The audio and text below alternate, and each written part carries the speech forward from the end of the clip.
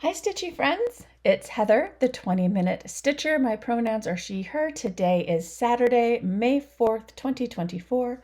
May the 4th be with you. And this is my monthly roundup. So even though it's May, this is my April monthly roundup. It's been a while since I have seen you all, and it's so happy. It's so happy. I'm so happy. It's so nice to be back with all of you again today. Lots of stitching to share, even though I didn't stitch very many days in April. So if you are new to my channel, welcome. So happy to have you here. I do film on a monthly schedule. So this is kind of when you'll see me, typically at the end of each month. Typically the last weekend of each month is when I film, but I just did not have it in me. The last weekend of April, it is softball season, it is soccer season. And last weekend was kind of right in the middle of kind of a 7 softball games in 8 days kind of streak. And there was a lot of just laying on the couch last weekend. But I am here now and I'm happy to share with you my stitching.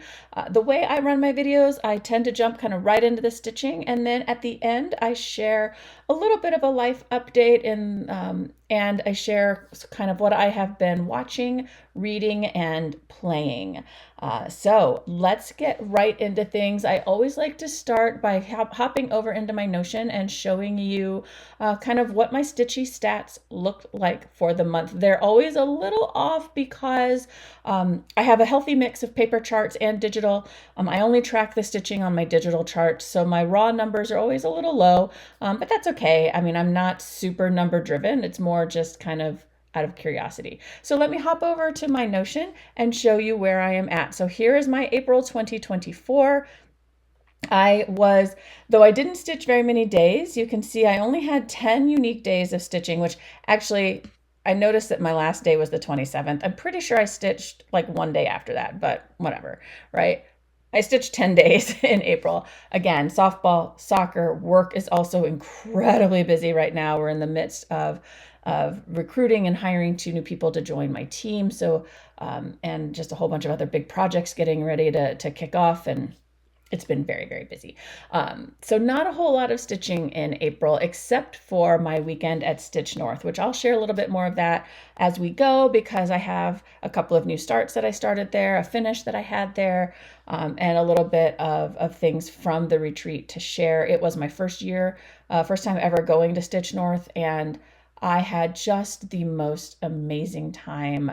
That's all I'll say right now, because otherwise I'll just go off about Stitch North and talk about that for 30 minutes. So save that for the end for the life update. But you'll see some of my things from Stitch North in my stitching. So I stitched for 10 days for a total of 2,078 stitches. Again, that's just the digital one. So probably was closer to 2,800, maybe even 3,000 in the whole month with my paper charts as well. I had 2 finishes this month and 5 new starts. So those are kind of my numbers. Let's get into showing you what those were. So we'll start with the finishes. So my first finish was one of my SAFGO calls for the month of April. If you are new here, SAFGO is one of my sort of riffs on the WIPGO sort of game that was created by the wonderful Jessie of Jessie Marie Does Stuff, the bingo board to complete your whips. I created one called SAFGO, SAF standing for start and finish, so challenging myself to both start and finish a smaller project in the month that it is called. So April, my friends, is the first month that I did not meet both of my SAFGO goals, even though I have 2 finishes this month. One of them was actually one of my new start calls, not a start and finish, but I kind of just went ham on it and finished it at Stitch North. And my second SAFGO call, I'll show it to you. I'm close. I haven't enjoyed stitching on it as much as I thought I would, but we'll get into that there. So my first SAFGO finish is from Lola Crow Cross Stitch. It is Bigfoot Says Save the Earth. Isn't he adorable? He's so cute. This was part of the, hold on. This was the Stitchers Collective, their Earth Day fundraiser in 2023. I think 2023. Either way, again, this is Bigfoot Says Save the Earth by Lola Cross Stitch. I stitched this with all of the called for DMC, and this was on just a 28 count green linen that has been in my stash for years. I still have lots of it left, as you can see, but there he is, little Sasquatch. So that was my first finish of the month. I finished him on April 7th. Oh no, I'm sorry. I finished him on April 7th. No, I'm sorry. I started him on April 7th. When did I finish him? Let me see. Come on, Notion. Behave. I finished him on April 8th. Okay, so close enough. And again, I want to say he's like 38 by like 62. I mean, he is very small. But yeah, I kind of went ham on him too, I guess. So that was my first finish of April. My second finish of April, I mentioned I finished it at Stitch North. It was one of my, so again, if you are new here, I have 3 WIPGO style boards running this year. One is a traditional WIPGO board. It is WIPs that I'm challenging myself to get 300 stitches or 3 days on in the month that they are called. I have my SAFGO board, which I already explained. And then I am doing 24 starts in 2024 just for fun, because why not? I put them on a WIPGO board as well, and I'm starting them in the month that they are called. And again, my goal is to 300 stitches or 3 days. So Arkansas, Statehood Splendor, Arkansas by Threadmilk Designs was one of my April new start calls. I am stitching the charts for each of the states that I have lived in my life. I'm stitching them all on 32 count Lugana in the color Sand Dollar from Bestitch Me. And here is Arkansas, all done. Now I am doing my own floss conversion for this. So I did some of the called for colors. I think the DMCs were called for. So 930 and 3011 were called for. All the others, I just substituted fancy flosses in my stash. And there it is. Super happy with that. I finished this at Stitch North, so I got to ring the bell at Stitch North, which was super fun. And that was my second and last finish for the month of April. So let's kick over to my new starts. I kind of went a little bonkers in April with new starts. So obviously Bigfoot and Arkansas were new starts in April and also finishes. And I had 3 other new starts. So, no, excuse me. I had 4 other new starts. I forgot. Okay, my Notion is not updated. I had 4 other new starts. So one of them was my second SAFGO call for the month of April, and that is Going Batty. I don't know why I don't have the page. I always have to thumb to it. Talk amongst yourselves while I find the page. Here it is. Nope, that's the chart. Let me find the page with the picture. Here we go. So I am stitching this, a little ornament called Going Batty, and it is by Elizabeth Spurlock of Saving Grace's Fine Needle Arts. It only has 3 colors and then calls for beads, and I don't know what it is. Well, I guess 4 colors because it includes the Krynic, but I'm using a petite treasure braid, not treasure blade. Here is where I am right now. So I am, there are 8 bats on there. So I have 5 of the bats stitched, 3 of them already back stitched as well. I'm really not far from finishing this. It's quite simple. It's not holding my interest as much as I thought I would. I'll still finish it because it's going to be cute. I really like the treasure braid. This is the first project I've ever stitched with treasure braid on, and I'm really enjoying it. This is just on a 28 count white linen that was in my stash. But that is Going Batty. So didn't reach my sort of primary goal, which is starting and finishing them in the month that they're called, but he will still be a finish this year.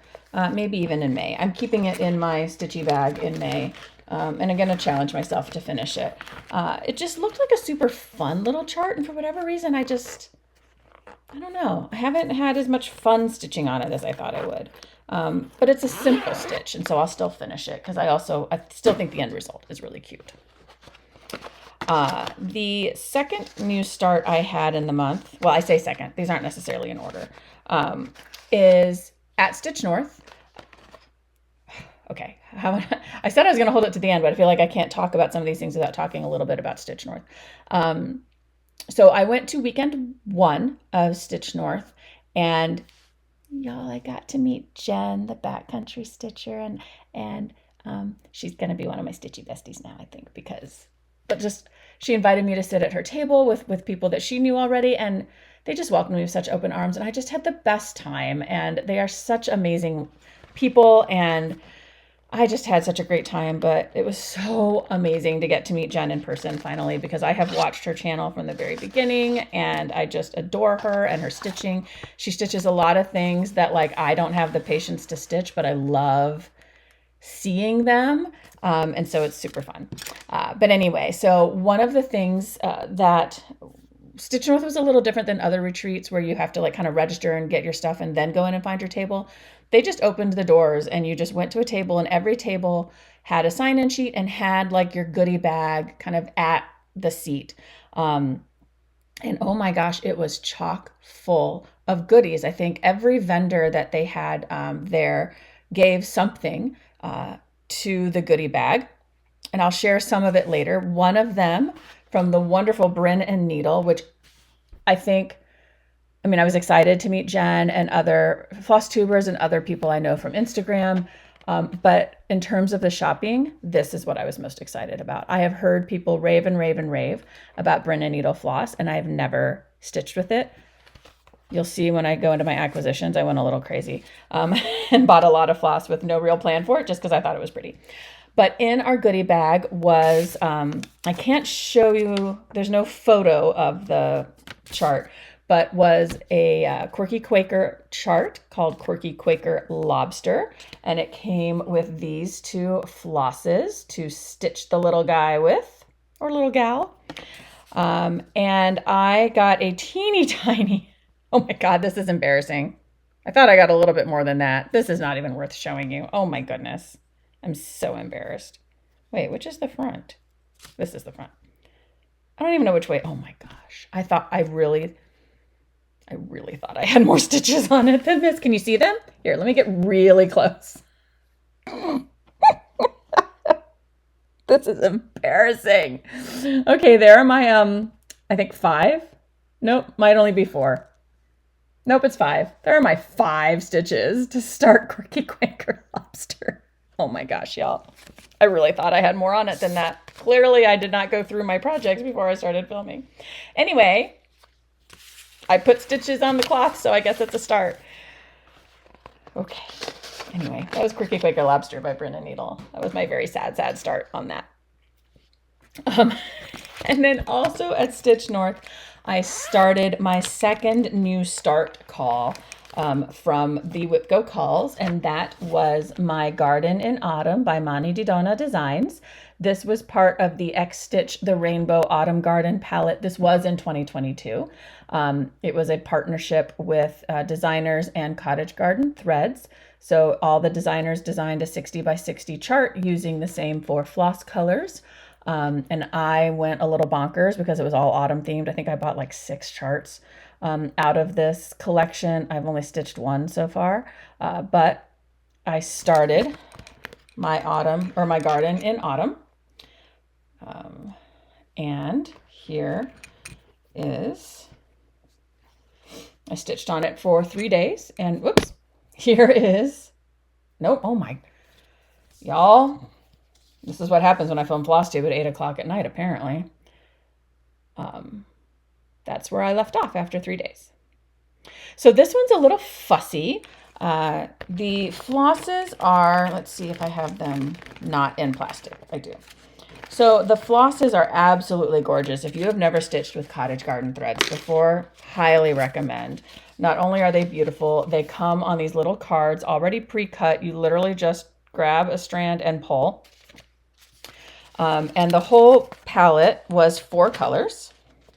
And these are the 4 colors. Are they not gorgeous? They're so beautiful. This one is a little interesting though, because for instance, dandelion is a color I'm using a lot right now. And the chart says for this pumpkin here, you use the dark part of dandelion. And then for the flower over here, you use the light part of dandelion. So I'm doing this interesting little, because of the way the dandelion strand is, I don't know that this is going to pick up on the camera. The dark parts of the strand are, of course, at the ends, right? So at both ends, it is darker. You're probably not even gonna be able to see this. And then it gets lighter in the middle. So it's a little bit of fussy stitching, right? So I'll start over here on the pumpkin with the dark part, and then when it starts to get lighter, I'll tie it off, and then I'll move over here to the flower and stitch with the light part until it starts to get darker again, and then I'll tie it off and come back to the pumpkin and finish up the strand. So it's been a little interesting in that regard, but the result is beautiful. And it still stitches fairly quickly, which is kind of nice. So met my goal for this one. I stitched my 3 days on it. So it's just going to go in my regular kind of whip pile now. And we'll see when it gets pulled out again. But that is my Garden in Autumn by Mani di Donna Designs. And then my final start in April is a Patreon only, or it's a Patreon stitch along that Tiny Modernist, Cheryl, is doing for her patrons. And it is called, oh, I forgot to pull it up. Please hold. I'll probably edit this out rather than make you hold, but let me pull it up for you. Hi friends, Editing Heather here to say that I again, I have turned off the hotkeys on my new recording platform because I, again, in searching for the Forest Friend Sal picture to show in this video, I unintentionally stopped recording for about 5 or 6 minutes. So missed showing you my start on the Forest Friend Sal, as well as the sort of beginning. Well, I missed showing you my Forest Friend Sal. I missed showing you my progress on Gaia by Quaternion Creations, and the start of my sort of progress on my Dragons and Apples Sal. So I am going to try, I'm just going to try and drop in just some photos right after this quick little edit cut, and then get you back into, I did eventually apparently hit the hotkey to start recording again. So it does cut back in as I am showing my progress on Dragons and Apples. So this is the second month in a row that this has happened. So yeah, I turned off the hotkeys. I'll just have to click the mouse from now on, because clearly I set the wrong hotkeys because I keep accidentally stopping and starting by recording. So, you know, this is me keeping it real. Enjoy. Thanks. Bye.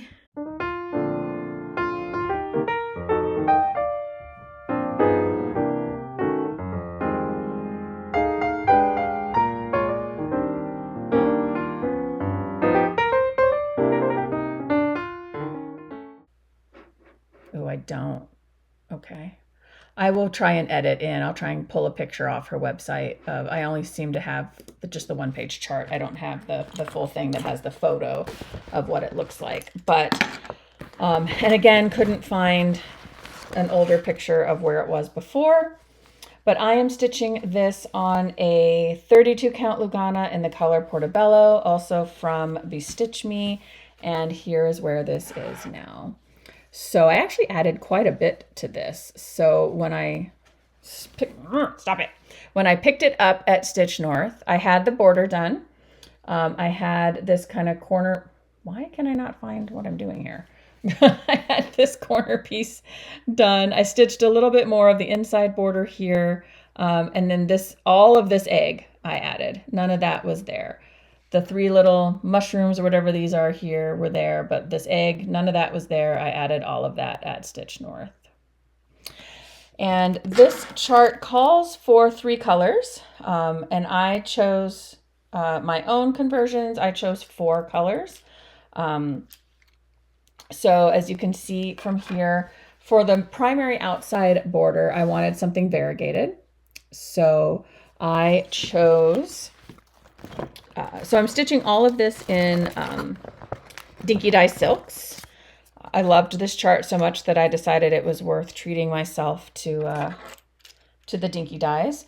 So the border is being stitched in this black to purple variegated. This is called Night Sky. And then my 310 substitute is this one, which is just called Black Coral. For the red, I am using Desert Pea, which is this one. And then for the gray, I'm using Distant Thunder. So that is my Dragons and Apples Sal, which again, just worked on it for about an hour or so. Kind of just enough. I stitched this egg and then I wanted to see, you know, how the gray would look on this fabric. So just got a tiny little bit of the gray in before, I think then it was time for dinner. So that's all I got done on there. So just a little bit of progress. I do have pictures of these now, so next time I show them, I will be able to show you progress photos that I can't right now. So that was all of my April stitching. Hope you enjoyed. So let's move now into what my plans are for May. I mentioned earlier that packing for Stitch North kind of had me being like, oh, I just kind of want to work on a bunch of these whips. I'm having fun with the new starts. I'm having fun with the start and finishes challenges. But I felt myself kind of like really wanting to stitch on whips. I don't think I'm abandoning my boards yet because I still was excited at my May calls and I'm going to share those. But I don't know. We'll see if I make it the whole year with this crazy 3 boards plan. My boards, my rules, right? I don't know. We'll see. So let's hop in to what the calls were for May. So the May calls were numbers 5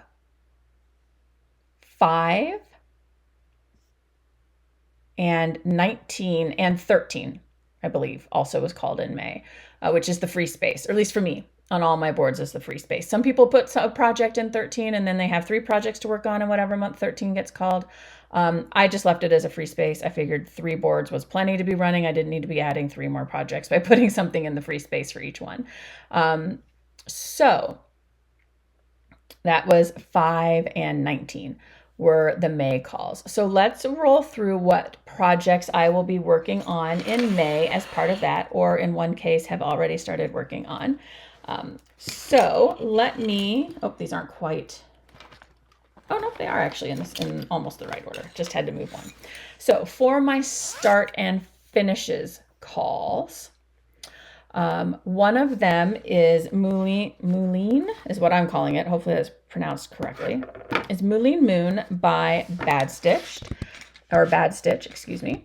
And let me hop over to show you that chart. Again, I didn't have it pulled up. I'm like super organized here today. So this is Moulin Moon. So again, this was a Patreon chart that uses some of the single digit numbers of the DMC. It was just kind of her playing around with the colors of those skeins of floss. And I've just stitched on this for like 45 minutes one night, so I don't have much done, but that is where I am. I am stitching this on 32 count Lugana. Bybee stitched me. This is the color Rainy Day. If you're wondering why, if you're new here and you're wondering why I have so much 32 count Lugana Bybee stitch me, is I used to be part of Brandy's Fabric of the Month Club. I love her fabrics. I love her Luganas in particular. They're so nice to stitch on. The only reason I'm not a member anymore is I don't stitch fast enough to be getting a fabric every month. My fabric stash is quite large now, and so I stopped just to use my stash. So that was my first new start of the month, and the goal there is for it to be a finish as well. My other SAFGO call for April is the Book Cage Bookmark by Lola Crow Cross Stitch, or Lola Crow Studios.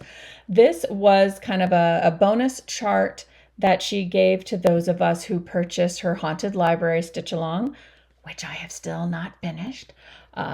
Uses all the same colors that are in there. It's super cute. So I am stitching that on, I don't think I wrote down what the fabric is, but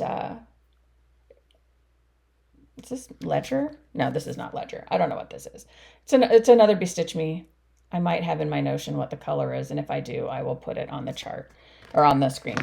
And it doesn't use all of these colors. This is my floss ring that I just took out of my Haunted Library project bag because all of the colors in the bookcase what's it called? The book cage bookmark uses, come from the palette of the Haunted Library. So it won't use all these flosses, but all of the flosses that are in this chart are on that ring. So obviously haven't started that one yet, but that is my other start and finish goal for the month of May. Moving on to my whips.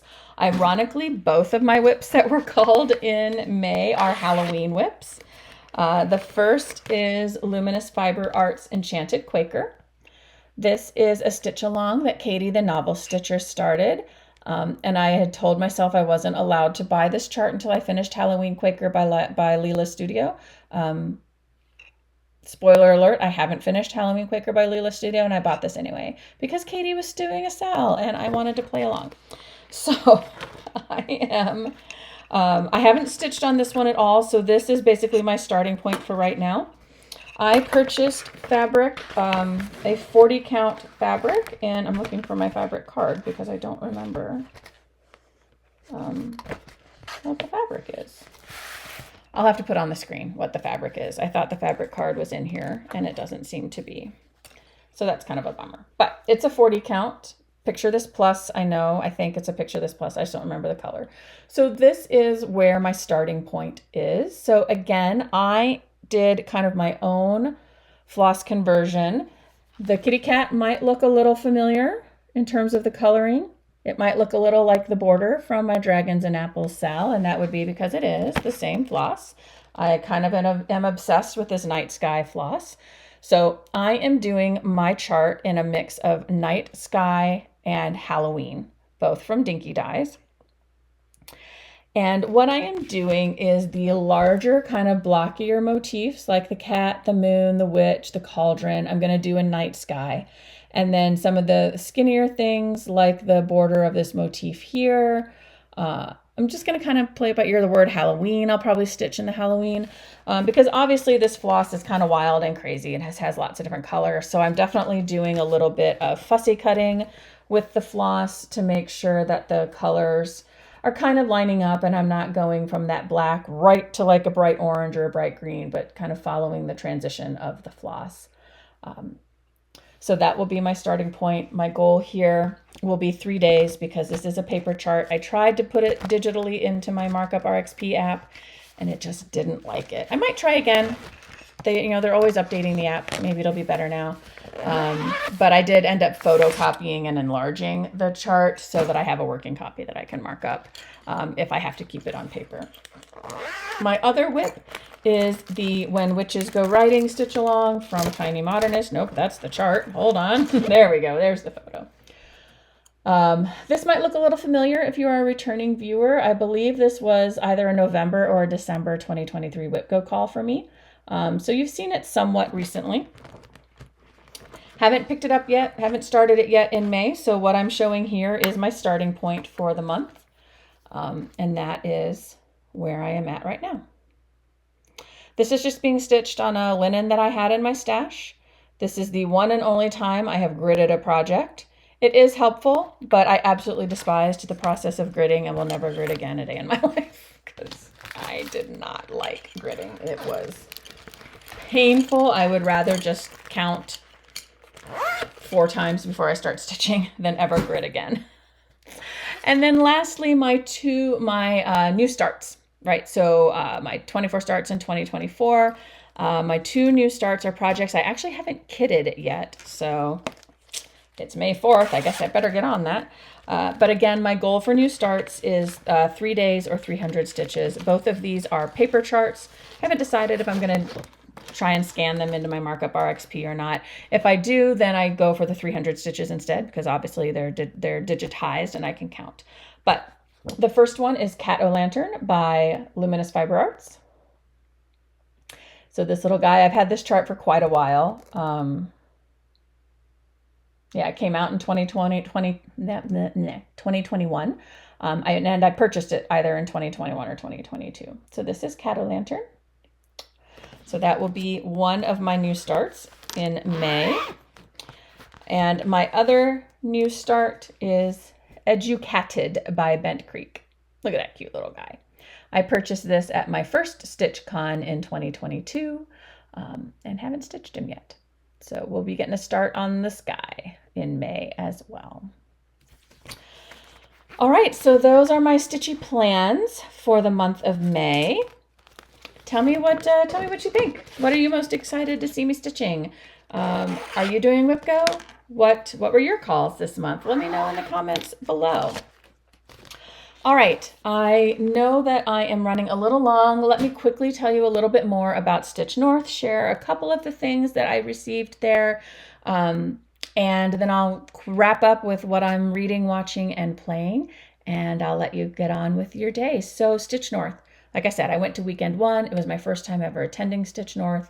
I drove the Brampton, the town in Ontario, or city in Ontario where Stitch North takes place, is about a 4-hour drive from my house. So that wasn't bad at all. It was quite a nice drive, actually. So just as I've already said, I just had the most amazing time. Like I said, I was so excited about meeting Jen, the backcountry stitcher, in person, and just had such a great time with her and her friends. They just welcomed me with open arms, and we're already talking about kind of getting together again at some other time, whether it's Stitch North or something else again. I just had a wonderful time. Also got to meet a couple of other folks who watch my channel, and they were so sweet and gave me such nice compliments. Danny gave me, or Danielle, sorry, I forgot what you prefer to go by. I'm so sorry. Gave me these adorable little floss drops. Look at this little squirrel and the little acorns. It's so cute. So that was such a lovely gift to receive from a viewer. Thank you so much, Danny. I really appreciate it. It was so nice to meet you. You know, you comment all the time and we comment back and forth. And so it was nice to put a face to the name or to the YouTube handle and go from there. This is what I was talking about when I said there was a bag full of goodies at each of our seats. And it was full of goodies. It was really generous. I won't go through all of them, but I did get a little bit of, so like kind of in here, we got a thread bed and needle minder. There's a little magnet in here to hold your needle from Gamma's Treasures. We got some charts from Evertote. What else did we get? I mean, so many things. Sorry, I'm pulling out I'm pulling out my Brennan needle stuff. I mean, just little doodads, needle minders, and goodies. Can't really show the charts because they're like actual charts, but just so much fun stuff. I purchased the project bag I showed earlier with the sloths doing yoga. I told you I went a little nuts at Brennan Needle, and I did. So I also bought these other flosses. I feel like I have more Brennan Needle flosses than just these, but maybe not. So I purchased this lovely. And these I purchased just because the colors called to me. I have no idea what projects I will ever stitch them with, but I was like, I really like these colors and I'm buying them. So this is Waitna I Biles the Kettle, a lovely pink. This is Damnable Bay. I mean, look at that variegation. I love it. This is Oh Clickety Click Bingo. I mean, look at, I don't know if you can see. So it's like almost like it's speckled, right? Like they kind of flicked additional dye onto it. Love that. This is Snowmageddon 2020. This is Bell Island Ore. So that'll be a nice 310 substitute or $37.99 substitute. And this is Beltane, another one that's got some nice variegation in it, but then also more of this, like, it looks like they just kind of flicked the dye, and I love that. Love these flosses. Very excited to get more someday. So I'll be adding these to my fancy floss collection. And so I bought my yoga sloth garment bag. Good grief. Project bag. I also purchased a project bag and a needle minder for my mom. She was watching my cats and taking care of my kiddos while I was gone. So that was my little thank you gift to her. And then I already showed you I bought the fabric and some additional floss for the forest friend Sal. And then Tiny Modernist was there. And I did purchase 2 charts from her. So I purchased the Black Crow, which has been on my wish list for a while. And I purchased The Cat Came Back because he's just cute. Katie, this looks like Scout. Just saying. And then Cheryl was so nice, Cheryl McKinnon, the designer behind Tiny Modernist, because I purchased when this chart came out, Halloween wreath. It's so cute and so cool. And I just purchased it from my LNS. And when I got it home and looked at it, there was this kind of weird, like there was a weird printing inside of it. And I didn't know if it was like meant, I couldn't figure out what was going on. Like it looked sort of like, you know how sometimes charts will have like, if you would rather sub in like this for this, then like it might be kind of off to the side on the chart a little bit, or it kind of looked like maybe that, but I couldn't figure it out for the life of me. So when I was at Stitch North, I said, oh, excuse me, out of curiosity, this chart, like I purchased it, it had this weird thing, like what was that? What does that mean? And she goes, oh my gosh, no, that was a misprint. There were about 150 charts that went out with a misprint. You must have gotten one of those. Your LNS obviously didn't contact you to let you know. She was like, here, take this one so that you have a correct chart. I offered to purchase it, but she was like, no, just take it. So thank you. I thought that was so generous and so kind. I guess I know that if my LNS like had contacted me, like they would have done a return, or like, I guess I wouldn't have had to buy it twice that way either, but still, it was just very generous because I was willing to buy it again to get a clean chart that I can actually read, because I love this chart and I wanted to like kit it up and start it right away, but I was so like thrown off by what I now know was a misprint that it kind of sat. So this might be getting a start here fairly soon. Maybe. We'll see. So those were like my acquisitions at Stitch North that are worth sharing. I also participated in the Smalls Exchange. Let me pull up a photo of my small that I made. Oh, sorry, it's softball season. I have to scroll through all the photos of softball games.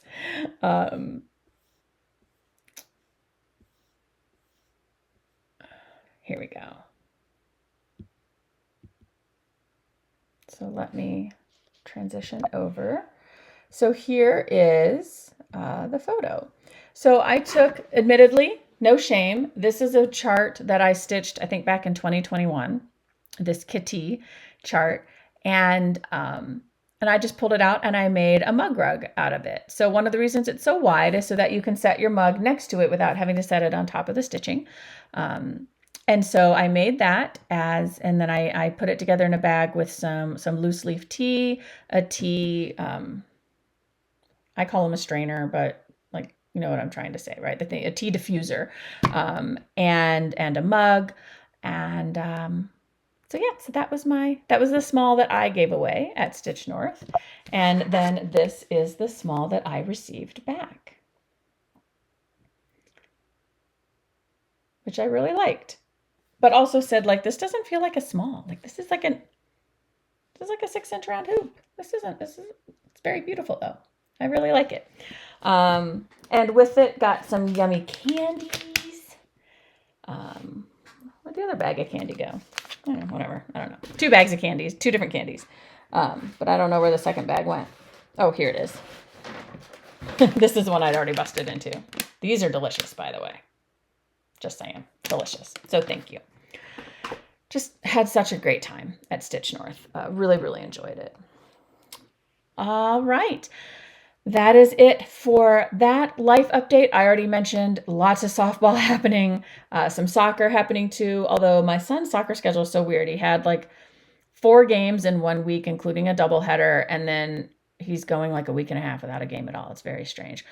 Good for me though, because my daughter was just the opposite. Like the week that he had like 4 games, she only had like 2. And then the 2 weeks since then, or week and a half since then, I think I said earlier, has played like 8 games, including, y'all, I almost didn't film tonight. And the reason I'm filming at 8 o'clock is because she had a game today. It was against probably the best JV team kind of in our region. It's a very large high school. It's like 3,000 students. They have such a deep pool of talent to pull players from. My daughter's high school, by comparison, is about 680 students. And this team, we play them twice every season, one home game, one away game. And when we played them earlier this season, they ruled us 18-5. I'm pretty sure we have never beat them in the 3 years my daughter has been on the JV team. And I am also pretty sure that I think they have ruled us every time. If they haven't, like, it wasn't close.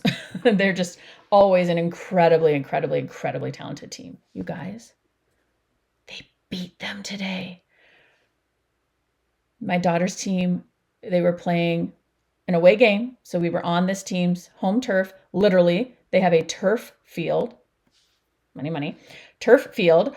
And these girls, they had a fire in their belly today. It was one of the most exciting games. I had to rest my voice when I got home, which is why I'm filming at 8 o'clock at night. They won 9-7. I'm so proud of these girls. They played so hard. And we took an early lead, but then they tied it up, and then they took the lead, and then we tied it up. And I mean, it was such a hard fought game. I cried at the end. I'm that mom. I am that mom. I get super invested in my kids' sports. And like, I'm not that mom in the sense that like, I'm not overbearing. I'm not up there like in the coaches' faces or anything like that. But like, I'm that mom in terms of, I get so happy when they do well. Like, I get so happy when I see them happy, right? And these girls literally like and not only did we win, but we won, like the final 2 outs were a double play, which doesn't happen that frequently in JV softball. Guys, I know you probably don't care, but like, I cried. I literally cried. Like I was keeping score for the assistant coach on his like paper scorecard. And I'm like, oh my gosh, I have to stop because like, I'm going to get his scorecard wet. But it was so wonderful. Like, this is going to be a core memory for my daughter. She did okay. She was bored out in right field. Everyone was hitting everything to left field. So her bestie in left field was kept very busy this game. But my daughter laid down the most beautiful bunt. So she bats kind of middle of the order. And as fate would have it, the first 2 times she was up, she was the leadoff batter of the inning. And she's super fast. So I have to brag for a little bit. She's a very fast runner. In the off-season strength and conditioning, the strength and conditioning coach speed tests them. She was the second fastest. I forget whether it's a 40-meter dash or what the distance is, but she was the second fastest of all of the spring sports players. So baseball, lacrosse, like she was second fastest of all of them. It was one baseball player who was faster than her. She's so proud about that. And so rightfully so, the coaches want her bunting when she's lead off, right? Because if she can lay down a good bunt, she'll get to first. And then we have a base runner. And she kept missing the bunts her first time up. Her second time up, she was missing the bunts. Her third time up, she bunted it, she got under it and popped it right up to the pitcher and got her last time out. Just laid down the most beautiful bunt down the third base line, advanced the runner from second to third. She was safe at first. It was beautiful. It was a proud mama moment. Not that I have anything to do with it whatsoever, but all right. I'll wrap it up now. You can tell I'm bragging about my kiddo, but I literally was like screaming and yelling and cheering so much that I didn't know if I was going to be able to film today. I had to take a nap when I got home and like rest my voice. So yeah, it's been a lot of softball. Tomorrow's the band banquet. My daughter finds out if she made drum major or not. She auditioned, she tried out. We'll see. And then it'll be end of the year stuff for both kids. It's crazy. Lots of soccer for my son. Softball's winding down. Soccer will be picking up as the school year is ending. And then we'll be into summer. It's crazy. Final segment of my floss tube is always what I have been reading, watching, and playing. As you can tell by me ramping about softball and by how kind of comparatively little stitching I did in April. if it weren't for Stitch North, my stitching would be way less than it was this month. I haven't been doing much of any of those things. So I did, however, I already returned it to the library, so I don't have the book, but I did finish the book that I was reading when I filmed my last episode, Maud Horton's Glorious Revenge by Lizzie Pook. Solid book. I'd never read anything by that author before. Just the title caught my eye in the library. It was good. It was really good. It was interesting because it's a murder mystery, but like, in the first quarter of the book who the murderer was. Like, it's not one of those kinds of murder mysteries. Like, and the rest of the book is sort of unraveling and figuring out like what happened, right? What were the circumstances that led to the murder taking place? And then what's going to happen to the murderer? So real quick summary, if you didn't watch my last month's video, the story is about two sisters, Maud and Constance Horton. Maud Horton is the protagonist. Her younger sister, Constance, they were orphans. Their parents passed away. They supported their grandfather in his pharmacy. Maud was very sort of reserved, quiet, calm. Constance, her younger sister, full of zest for life, very adventuresome, ended up sort of finagling her way onto a ship that was going on an Arctic expedition, disguised herself as a boy, took on the name Jack Aldridge, and became the cabin boy on the ship to go on an adventure. Left a letter for her sister that obviously she didn't find until after the ship had already left. And so she and her grandfather, Maud and her grandfather, were waiting when the ship came back to port to welcome her sister back. And her sister never got off the boat. They find out that she was killed. And then sort of what was the conspiracy and the cover up around what happened, who was the man who did it, and how does she get her revenge on him for murdering her sister. I don't want to give away too much, but it was good. If you enjoy murder mysteries, it's set in Victorian England. It was very good. It definitely kept me interested. I definitely stayed up past my bedtime a few times to continue reading. I would recommend, if you enjoy that sort of stuff, take a look at it, see if you think you'd like it. It was a very good book. And that's it in terms of reading. Playing I'll cover next, even though I usually do reading, watching, playing. But playing, I played a little bit of Fortnite at the beginning of the month because I wanted to get the Korra skin from Avatar Korra. And that's it. I played a little bit of Legend of Zelda 2. I think that was at the beginning of April. I'm stuck on a dungeon, y'all. And I'm being stubborn and trying to figure it out on my own and not looking it up online. Because if you've ever played, so I'm playing Zelda Tears of the Kingdom. And I am in the, what is it called? The Fire Dungeon. It's the one that's in the below ground world. And I shouldn't say the one. I don't know. There might be more than one. It's the first one you find in the below ground world.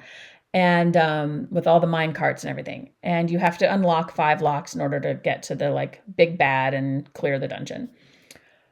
And on my own, I have figured out 4 of them. And the last one, I cannot for the life of me figure out. And I got frustrated and just like took a break. I was like, I'm just going to take a break.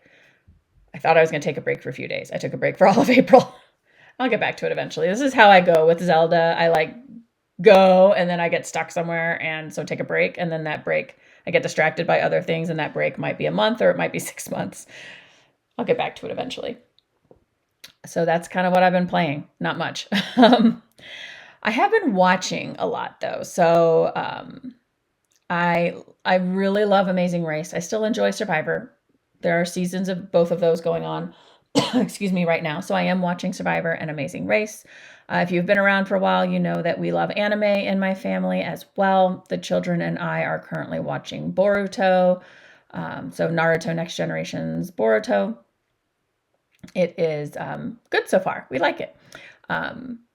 And I mean, we're only 24, 25 episodes in. So, but really enjoy that. We absolutely love Naruto Shippuden. We are fully invested in these characters. We'll just put it that way. A couple other anime that I have watched and absolutely love. So I know I've talked about A Sign of Affection before. I'm all caught up on that. It is coming back for a second season. At least that's what I've heard. Probably not until 2025, though. And I think in my last video, I had just started watching The Apothecary Diaries. I have finished the first season of that. That is coming back for season 2. Again, probably not until 2025. And I am now currently rewatching it with my daughter, who also loves it as much as I do. So The Apothecary Diaries, again, if you didn't watch my last month's recap, is set in Imperial China. And it is about a girl named Mao Mao, who is an apothecary's daughter. She ends up being kidnapped and sold off as a servant in the rear palace, and sort of through a variety of channels ends up as a food taster for one of the 4 main concubines of the emperor. And then through another sort of series of events, now she ends the season as sort of a personal servant to Master Jinshi, who is essentially like the chief administrator of the rear palace. And along the way, she solves mysteries. She uncovers a conspiracy that appears to be trying to eliminate Master Jinshi. She saves his life. She's like, who is this guy actually? Like, he passes himself off as a eunuch, but he's doing all these things that are like very high authority and high power, things that eunuchs don't typically do. Like, so there's a mystery around who he is. He is infatuated with her. She is clueless. Mao Mao is fabulous. She is sassy. She is intelligent. She